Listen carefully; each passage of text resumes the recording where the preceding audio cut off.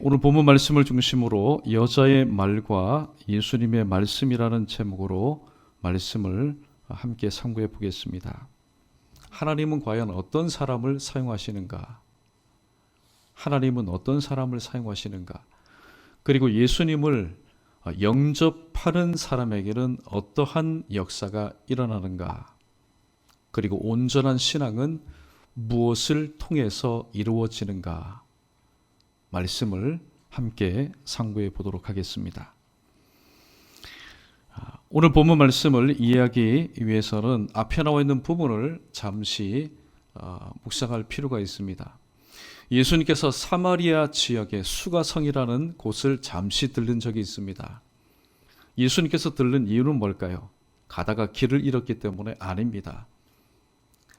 바로 사도행전 9장 31절 예수님 죽으시고 부활하신 이후에 세워질 사마리아 교회, 그 사마리아 교회에 바로 씨를 뿌리기 위해서, 한 영혼을 구원하기 위해서 예수님께서는 유대인으로서는 굳이 즐겨 찾지 않는 사마리아 지역으로 가셔서 수가성에서 한 여인을 만나게 되었습니다.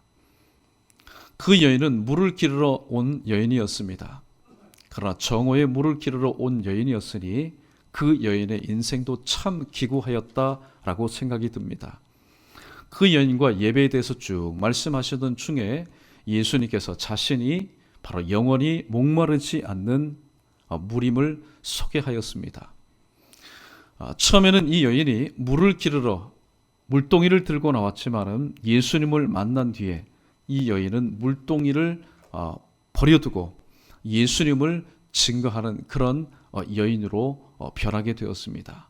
예만변사, 예수님을 만나서 변화된 사람이 바로 오늘 본문에 등장하는 바로 이 여인입니다. 그 여인이 오늘 말을 합니다. 이 여인의 말은 간증이라고 말할 수 있고 예수님의 말씀은 선포라고 말할 수 있습니다. 자, 오늘 본문 말씀이 우리에게 주시는 첫 번째 교훈입니다. 하나님은 별 볼 일 없는 인생을 들어서 사용하심을 말씀하고 있습니다. 우리 39절 말씀 읽어보겠습니다. 시작. 여자의 말이 내가 행한 모든 것을 그가 내게 말하였다 증언하므로 그 동네 중에 많은 사마리아인이 예수를 믿는지라. 아멘. 오늘 본문에 등장하는 이 여인은 사마리아인이었습니다. 그리고 앞에서 언급하였듯이 남편이 5명이나 있었던 바로 부정한 여인이었습니다. 그리고 정오의 물을 남들이 다 오침하는 그 시간에 남몰래 나와서 물을 기르러 나왔던 소외당한 여인, 바로 왕따를 당하는 여인이었습니다.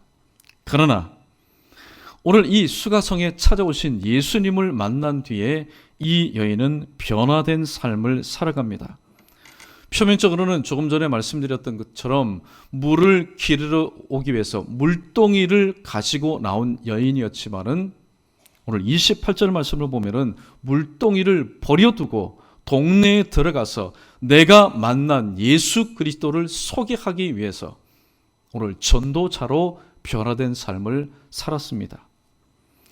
표면적으로는 물동이를 기르러 나온 인생이 물동이를 버리는 인생이 되었지만은 내면적으로는 예수 그리스도를 알지 못했던 이 여인이 예수 그리스도를 증거하는 인생. 29절에 보니까 동네 사람들을 향해서 말합니다. 예수님께서 홍보하라고 말한 적 없습니다. 미션을 준 적이 없습니다. 그러나 와 봐라. 내가 만난 이 분이 바로 그리스도가 아니냐. 이분이 바로 메시아가 아니냐, 이분이 바로 우리에게 필요한 분이 아니냐라고 예수님을 소개하는 인생이 되었습니다. 사도행전 4장 20절에 예수 그리스도를 만나고 따라다니고 그리고 특별히 성령의 충만함을 받았던 베드로는 이렇게 말합니다. 우리가 보고 들은 것을 말하지 아니할 수가 없다. 이 여인은 예수 그리스도를 만난 뒤에 그 마음의 뜨거움을 통해서 내가 보고 내가 들은 이 예수 그리스도를 증거하지 않을 수가 없다. 그래서 동네를 돌아다니면서 와서 보라.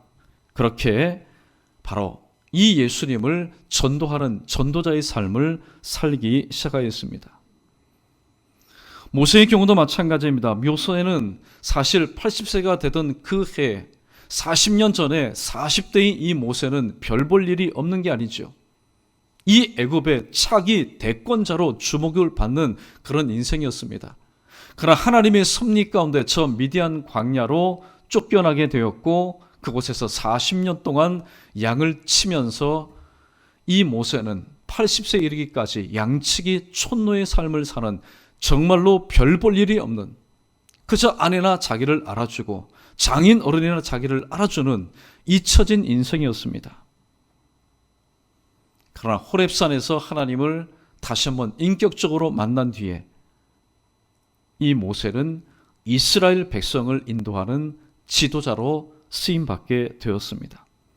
베드로도 마찬가지입니다. 갈릴리 호숫가에서 어부로 일평생을 살았던 이 베드로가 예수님을 만난 뒤에 그리고 성령 충만 받은 뒤에는 복음 증거자 예수님의 증인이 되어서 오늘도 하나님께서는 그를 세워서 사용하셨습니다. 하나님의 사람 사용하심에 대해서 사도 바울은 고린도전서 1장 26절과 29절에서 이와 같이 말씀하고 있습니다. 우리 자막 함께 읽어보겠습니다. 시작. 형제들아 너희를 부르심을 보라. 육체를 따라 지혜로운 자가 많지 아니하며 능한 자가 많지 아니하며 문벌 좋은 자가 많지 아니하도다. 그러나 하나님께서 세상의 미련한 것들을 택하사 지혜 있는 자들을 부끄럽게 하려 하시고 세상의 약한 것들을 택하사 강한 것들을 부끄럽게 하려 하시며 하나님께서 세상의 천한 것들과 멸시받는 것들과 없는 것들을 택하사 있는 것들을 피하려 하시나니 이는 아무 육체도 하나님 앞에서 자랑하지 못하게 하려 하심이라. 아멘. 오늘 하나님 앞에 세움받고 하나님 앞에 들어 쓰임받은 사람들의 공통점이 뭡니까? 이미 말씀을 통하여 언급한 것처럼 바로 하나님을 만나서 변화된 사람이라는 공통점이 있습니다. 그런데 오늘 본문에 보니까 여인의 말을 듣고 오늘 사마리아에 사는 많은 사람들이 예수 그리스도를 믿게 되었다라고 얘기합니다. 우리가 이 부분에서 한 가지 분명히 짚고 넘어갈 부분이 있습니다. 혹시 여러분들 중에 지난 과거에 이렇게 말을 한 분도 생각이 들지도 모르겠습니다. 어떤 간증을 듣고 어떤 사람의 신앙의 간증을 듣고 내가 은혜를 받았다라고 그렇게 말한 분들도 분명히 있을 겁니다. 그러나 정확한 표현은 틀린 겁니다. 사람의 말, 사람의 간증을 듣고 은혜를 받았다라고 하는 표현은 틀린 겁니다. 그러면 정확한 표현, 옳은 표현은 뭘까요? 그 사람이 직접 신앙 체험한 간증을 듣고 내가 감명받았다. 임프레션, 내가 감명받았다. 때로는 그 일을 통해서 내가 충격받았다. 임팩트, 그것이 옳은 말입니다. 왜냐하면 은혜라는 것, 은혜의 이 세 가지 방편에 대해서 웨스트민스터 신앙 고백서에서는 이와 같이 말하기 때문이다. 첫째, 우리가 은혜 받을 수 있는 방편이 뭐냐? 그런 하나님의 말씀을 들을 때에, 두 번째는 우리가 기도 올려드릴 때에, 세 번째는 성찬, 주님의 그 몸과 피를 우리가 먹고 마실 때에 은혜를 받았다라고 하는 것이 옳은 표현이기 때문입니다. 자, 좌우시간 오늘 본문에 보니까 하나님께서는 정말로 별 볼 일이 없는 인생, 사마리아 사람들조차도 오늘 또 과로 밖으로 제껴놓은 이 인생, 이 여인을 통해서 하나님은 바로 예수 그리스도를 증거하는 전도자로 삼으셨다는 사실입니다. 오늘 이 말씀을 들을 때 여러분에게는 소망이 생깁니까? 아니면 절망이 생깁니까? 사실 우리 모두도 별 볼 일 없는 인생으로 살다가 누군가를 통하여서 말씀을 통해서 예수 그리스도를 영접하게 되었고 또 주님을 믿는 교회, 주님께서는 우리를 친구 삼으실 뿐만 아니라 우리를 잡아주시는 파격적인 대우 가운데 오늘 또 우리는 살아가고 있습니다. 그 하나님께서 오늘 또 지난 과거에 별 볼 일 없는 인생, 그러나 주님, 내가 어떻게 하면은 남은 인생을 가치 있게 보람 있게 하나님 손에 붙잡혀서 내가 쓰임받게 될까요?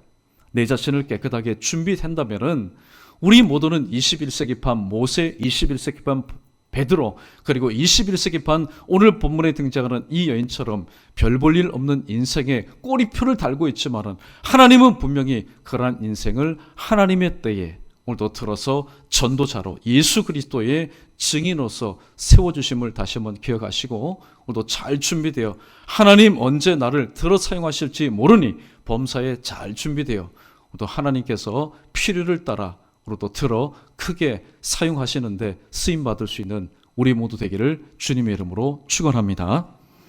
두 번째, 예수님을 영접하는 자는 변화의 역사를 체험하게 됩니다.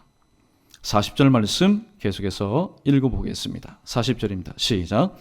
사마리인들이 예수께 와서 자기들과 함께 유하시기를 청하니 거기서 이틀을 유하시매. 아멘.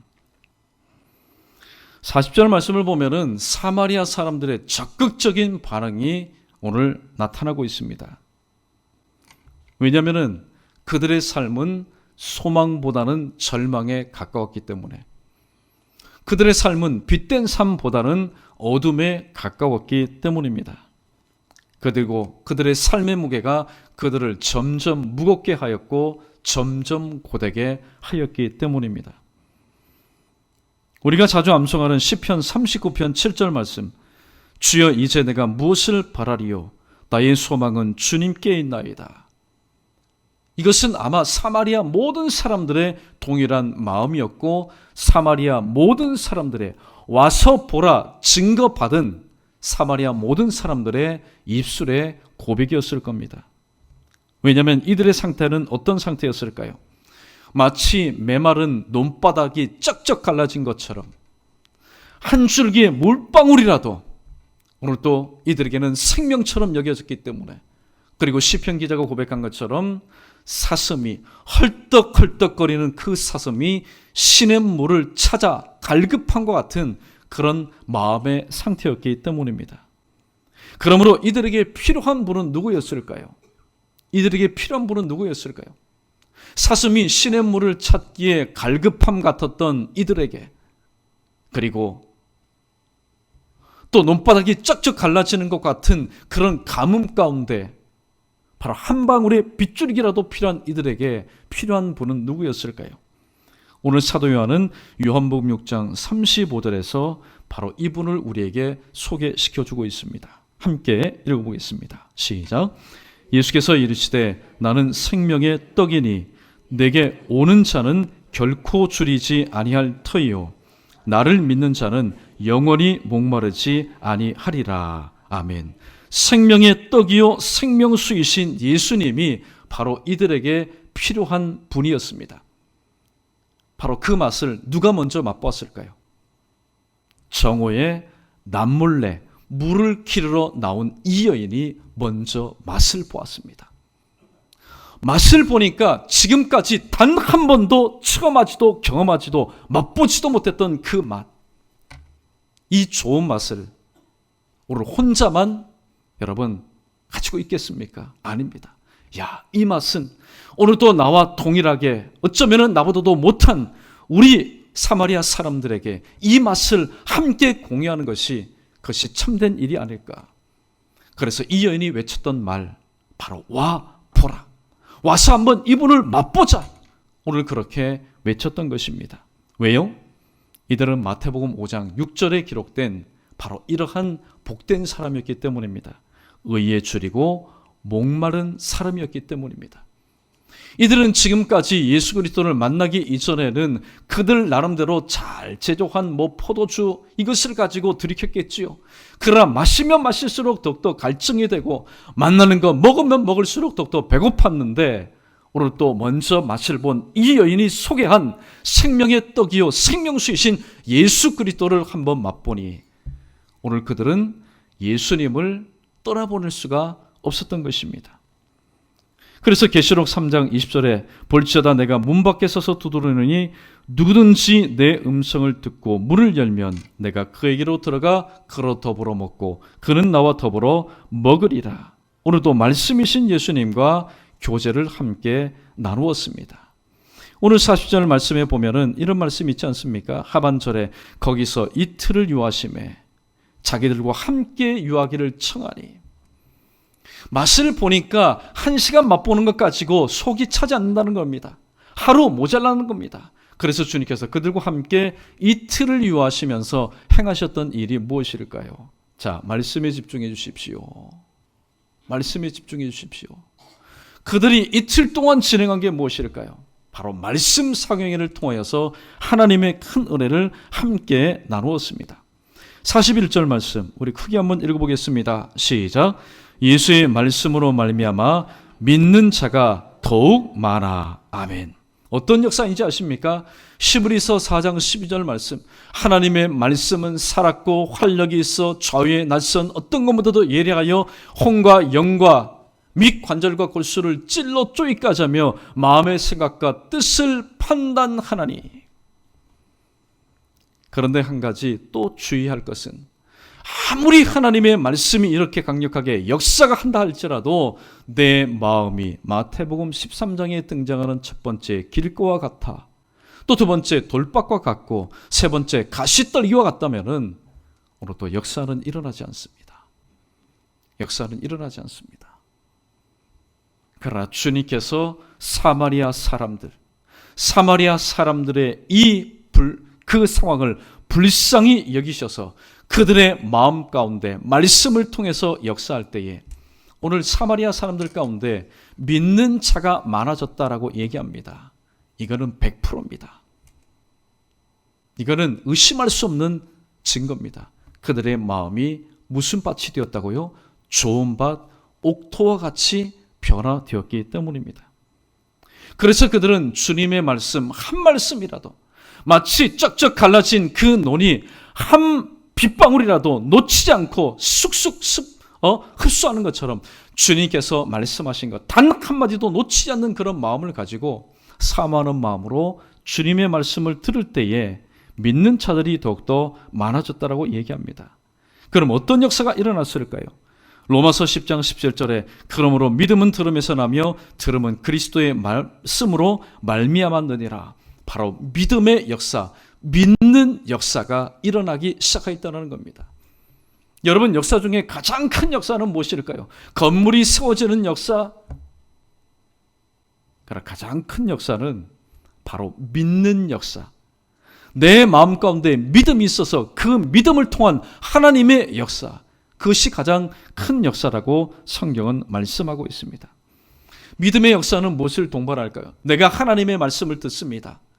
하나님의 말씀을 들었을 때 믿음의 역사 가운데 또 한 가지의 열매는 뭐냐? 입술을 통해서 신앙의 고백이 이루어진다라는 사실입니다. 그 전에 오늘 본문에 보니까 주님의 말씀을 듣고 믿는 자가 더욱더 많아졌다라고 얘기합니다. 우리는 이것을 한번 비교해 볼 필요가 있습니다. 믿기는 믿되 듣고 믿는 것과 보고 믿는 것은 무슨 차이가 있느냐? 하나님의 말씀을 듣고 믿는 것과 또 눈앞에 펼쳐진 이 모든 상황을 보고 믿는 것과 무슨 차이가 있느냐? 믿는 것은 다 동일한 것인데 무슨 차이가 있느냐? 예를 들어 봅니다. 보고 믿는 예입니다. 사도행전 13장 12절에 이에 총독이 그렇게 된 것을 보고 믿으며 주의 가르침을 놀랍게 여기니라 라는 말씀이 있습니다. 짧은 한 말씀이어서 이해가 되지 않는데 이 말씀은 사도행전 13장에서 바로 이 바울 사도의 일행들이 제1차 전도 여정을 하기 위해서 사역했던 첫 번째 장소였습니다. 구브로라는 장소에서 오늘 이 바울 일행이 주의 복음을 증가했는데 바보라는 지역에 이르러서 총독을 만나게 됩니다. 근데 이 총독 마음에는 아마 그도 이 주님의 말씀에 대한 그리움이 있었던 것 같습니다. 주의 말씀을 듣고자 하였지만은 그곳에 오랫동안 터줏대감으로 역사하고 있었던 바 예수라고 하는 유대인 거짓 마술사가 어떻게 하든지 간에 이 바울이 전하는 주의 말씀을 믿지 못하게 방해를 합니다. 믿지 못하게 방해합니다. 한두 번이 아닙니다. 이때 이 사도 바울이 성령에 충만하여 오늘 그 바 예수라는 유대인 거짓 선지자를 향해서 이렇게 저주를 합니다. 이제 주의 손이 너에게 임할 것이다. 네가 앞을 바라보지 못하게 될 것이다. 그 말씀이 떨어지자마자 오늘 앞을 바라보지 못하고 자기를 인도할 사람을 더듬더듬 찾아 헤매는 그 모습을 누가 보았습니까? 이 총독이 보고 믿었다라고 얘기합니다. 놀라운 사실이죠. 그런데 보고 믿는 것에는 한 가지 위험한 요소가 있습니다. 왜냐하면 만약에 믿기는 믿었는데 무엇을 전제로 믿은 겁니까? 본 것을 전제로 믿은 겁니다. 그런데 보는 것은 일평생 동안 우리의 삶 가운데 오늘 또 기적, 내일 또 기적, 오전에도 기적, 오후에도 기적, 이런 삶이라면 얼마나 좋겠습니까? 그러나 기적이라는 것은 신앙생활하다 일평생 동안 단 한 번만 경험하는 사람도 있고 수십 번 경험하는 사람도 있고 단 한 번도 기적이라는 것을 경험하지 못하면서 신앙생활하는 사람도 있습니다.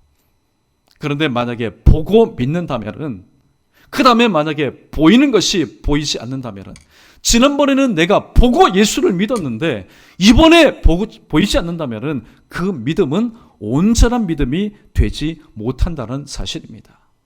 그래서 보고 믿는 믿음보다는 듣고 믿는 믿음이 더 크다라는 겁니다. 왜냐하면 무엇을 들었기 때문에, 간증을 들었기 때문이 아닙니다. 바로 항상 변함없는 영원한 능력으로 바로 존재하는 하나님의 말씀을 믿고 들었기 때문입니다. 듣고 믿었기 때문입니다. 그런데 놀라운 사실은 오늘 보고 믿는 것은, 그리고 또 사람의 그 말을 듣는 것은 우리의 삶 가운데 임프레션, 어떤 감명과 혹은 임팩트, 충격은 줄지 몰라도 우리의 삶 가운데 체인지, 변화는 결코 일으킬 수가 없습니다. 여러분, 또한 역사 중에 또 한 가지 놀라운 역사는 뭡니까? 사람이 변하는 것, 내 자신이 변하는 것 아니겠습니까? 건물 혹은 상황 얼마든지 내 능력으로, 내 힘으로 바꿀 수 있습니다. 그러나 그러한 내 자신이 바뀌어지는 것, 사람이 변화되는 것은, 그것은 우리의 능력이 아니라 바로 말씀의 능력이기 때문입니다. 믿음에는 역사가 일어난다고 했습니다. 그리고 그 믿음의 역사는 이러한 열매로 나타납니다. 입술의 신앙의 고백으로 나타납니다. 오늘 예수님과 함께 이틀 동안 밤낮 주야로 말씀의 상행을 통해서 직접 오늘 말씀이신 예수님과 오늘 또 교제를 하게 될 때에 이들은 정말로 복받은 사람이었습니다.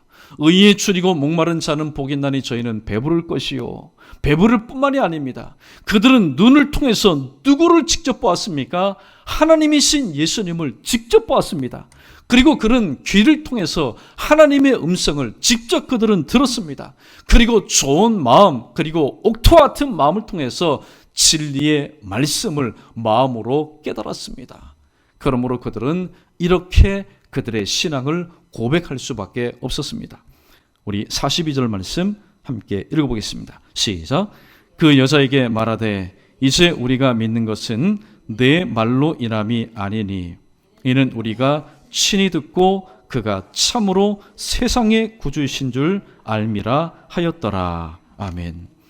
여인과 이 여인에게 자 와서 보라. 오늘도 인생의 참맛을 맛보여준 이 여인에게 모든 사마리아 사람들, 예수님을 직접 눈으로 보고 또 예수님의 말씀을 직접 귀로 듣고 그 진리의 말씀을 마음으로 깨달은 이 사람들이 오늘 또 이 여인에게 자신의 신앙의 고백을 하는 장면이 바로 오늘 본문 말씀이라는 사실입니다. 자, 그래서 세 번째, 오늘 우리가 함께 나눌 말씀은 뭐냐? 온전한 신앙은 뭐냐? 온전한 신앙은 무엇을 통해서 이루어지는가? 우리 크게 한번 우리 고백해 보겠습니다. 시작. 온전한 신앙은 간증이 아니라 말씀을 통해서 이루어집니다. 아멘.